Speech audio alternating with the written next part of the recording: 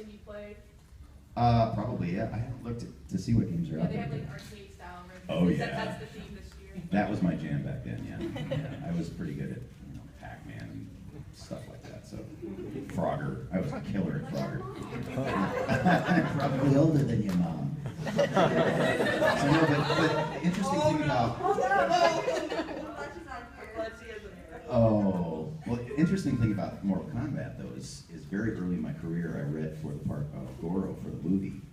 And I made it to final callbacks for that, and I blew the audition really bad because I was nervous and I was sweating like I am now, and just I fell apart in the audition and I blew it. And I thought, oh man, that was it for me in the whole gaming world. I'm never going to be able to do this. It just terrified me, and I didn't realize that was an unusual sort of audition situation where it's a bunch of people sitting up on this big dais judging me harshly.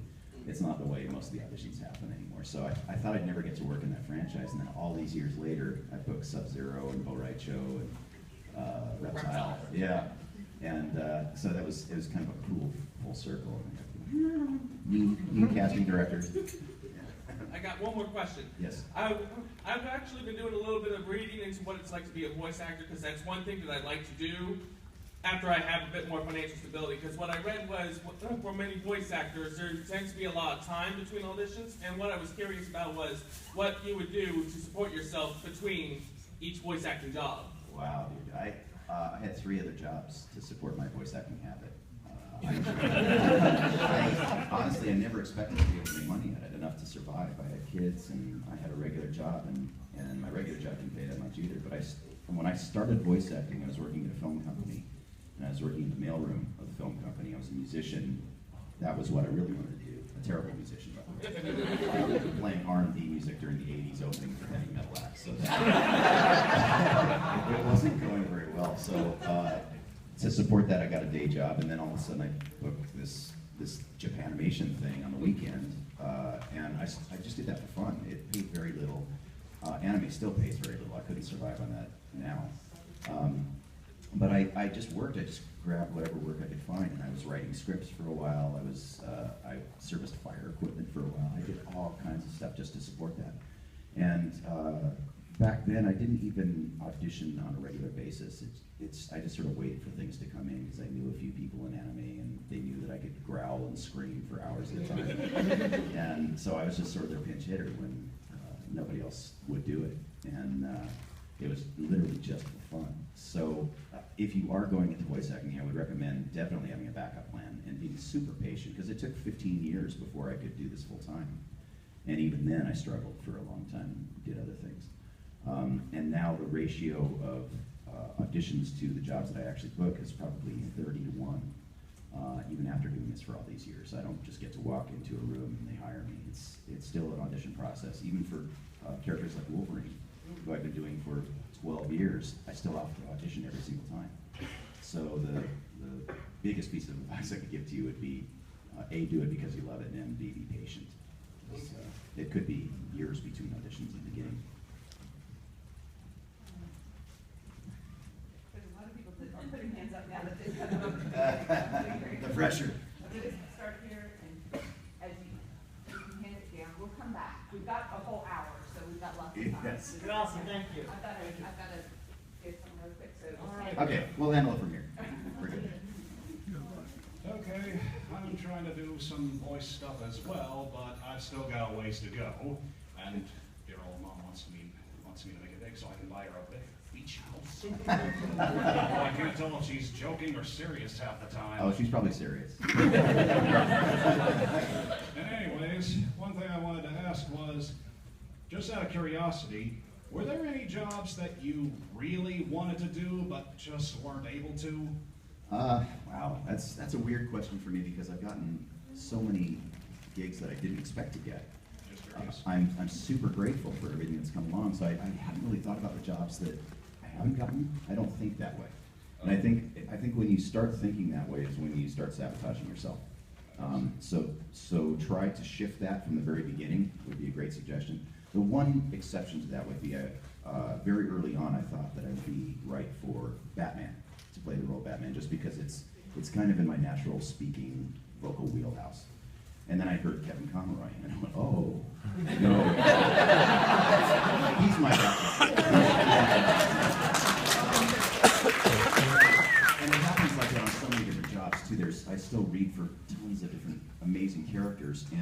9 times out of 10, if I don't get it, it's somebody I know really well who does.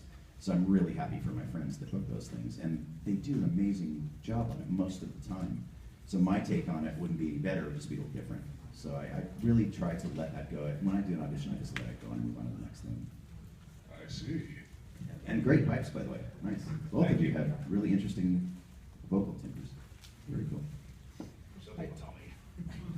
Thank you very much for being here, first of all. I know that this is a very odd question to ask a voice actor because the nature is not as physical as perhaps regular acting. Oh, you'd be surprised. Well, on that note, can you think of any roles that you've had that were particularly difficult or challenging, either in terms of emotional range or in terms of, as you put it, growling? Yeah, well, first of all, any kind of soldier role that I play, Tank Dempsey from Call of Duty is very stressful on the throat. You know, anytime you're going, incoming! You're doing that for hours, it hurts. Wolverine is another example of, you know, he starts down here and it sounds like it wouldn't be very painful, but he never stays in that place. He gets very angry. And as soon as he starts going, all that, you start feeling pieces of your throat flying out. And besides that, you know, you're saying it's not necessarily as physical a thing as on-camera acting, but for me it is. I'm a very, very physical actor, and even though I have to keep my face in front of the microphone, the arms are flailing, and the whole body is going nuts.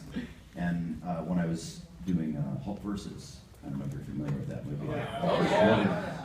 Well, Fred Tatasciore, who played the Hulk, we're very good friends. They put us pretty close to each other at the microphones, and we're having this battle. It was one of the big battles of the movie, and both of us are very physical. We're swinging, we're sweating. He had hair like down to here, and every time he would do his Hulk thing, the hair would sort of fly out in slow motion with a spray of sweat. But at the end of that, because we swing so hard, I'm sure Fred can attest to this too. My body feels like I've literally been through that. I feel like I've had my head pounded in by the Hulk. My chest hurts, my arms hurt. I'm literally flexing every muscle that you see on screen, whether it's internally or physically. And the body actually materializes that way inside. And if you're going through that emotionally, the body has physical evidence of that sometimes. And so I feel like I've been through that battle. It's really rough. We were so violent in that one that they actually had to separate us because they thought we were going to knock each other out. And we're not necessarily watching where the arms are going. You know, I'll be doing kicks or punches like that. His head will be right here. So, yeah, so it was, they actually had to physically separate us. Thank you very much. Thank you. So I'm trying to get into voice acting as well. Everyone seems to be. I've started to put in auditions for like Audible.com and stuff like that. So I guess my question would be like, what kind of brought you into voice acting? Like, were you like knew you were gonna start doing voice stuff? I still don't know. I'm still surprised every time I book something. I've been doing voices since I was a little kid. That was sort of the thing that kept me from getting bullied, especially in middle school. I'm not kidding. I was bullied a lot, especially in middle school. I had knee issues. I was on crutches for a lot of years, and I used that as sort of my little superpower to sort of keep me alive. So I've been doing that for many, many years. And later on, when we got answering machines as a young adult, I got an answering machine with a tape in it. You guys don't have those now, but that was a big deal at the time. But I thought, wow, this is really cool. I can actually do something stupid on here. So I did the voice of Goofy on the answering machine. And it was just, oh, gosh, Steve isn't here right now. So I get this wrong number message on the tape, and this guy's just laughing. He goes, dude, you gotta hear this, and all his buddies are and then they just click, and he calls back, and one of his other buddies is listening, and they leave these stupid messages, and about a week goes by, and these guys had called me probably 10 times. They started and they said, dude, if you do any other voices, change it up. And so I think I did Yankee Doodle or something, and I started changing it up. I started doing Warner Brothers characters and Disney characters, and I just did it for fun. It was just stupid and fun, and I thought, wow, this is really cool. There's no way I'll ever do anything with this, but it's really fun. So I was kind of known in my little circle of friends for being the idiot who changes his voice message every week. But I continued on just doing it for fun, doing things like that for fun. I read at my kids' school when they were really little, from preschool all the way up through 6th grade. I would go to their school once a week and I would read stories, Green Eggs and Ham, and I'd act out all the characters, and the kids would judge me harshly on it. No, Mr. Blum, that sucked. Do it again. Bobby, don't say suck. So I did that for a lot of years, and then it wasn't until many, many years later when I booked the job in anime, my first job in anime, when I was working in that mailroom. It was a quite accidental thing. They just needed a guy with a deep voice to be a monster for a show called The Guyver. Yeah. You guys remember The Guyver? Bio Booster? Yeah. So they brought me in, they wanted me to audition as the voice of a zoonoid, this huge monster, drippy monster, ripping the arm off another one and beating him with it. And so they said, what would that sound like? And they showed me the image on screen, and I had never matched anything up to lip flaps or body movements on a screen beforehand, but I don't know if I can do this, but okay, I'll try. And he offered me free breakfast and lunch if I would try out. Because I was a starving musician at the time, I thought, okay, I don't care about anything else he said, I heard free food. So I go in there and I see all these real actors up at the mic, and they're matching lip flaps and they're doing these amazing performances. I had no idea what I was doing. But I had this natural ability to match the body movements because language and voice is rhythmic, and I had some musical training. So I go up and I look at this creature and I see what he's doing. I just go, and they go, okay, you're hired. And I didn't know what I was doing. I couldn't believe they were going to pay me $7 to do this. And that was it. That's enough for a Big Mac. I got $7 then, yeah, but I got free pizza and free breakfast. So I didn't think that I was a voice actor. I just knew that I got to do something that I shouldn't be doing. But then I was watching all the other actors. At that time, anime wasn't recorded one person at a time like it is now. It's kind of a technical process. So it's really best to have one person in the booth at a time with the director, and you go one line at a time. Back then we had 20 people in the room, and I got to watch some of the best actors in LA do their thing, and I basically just watched them and I stole all of their techniques. And they ended up giving me a speaking role on that show. I did 26 episodes of that show, and I just kept doing it for fun on the weekend, still not thinking that I was acting. And it wasn't until many years later, after Cowboy Bebop, after we finished Cowboy Bebop, my director, who's now my girlfriend, that's a whole other story, Mary Elizabeth McGlynn, we were having a conversation. I think we were at a convention or working on another show. I think we were working on Naruto at the time. And I said, man, it's funny because all those years I felt like I really got away with something because I was the only non-actor on the show. She goes, what do you think you've been doing all these years, you idiot? And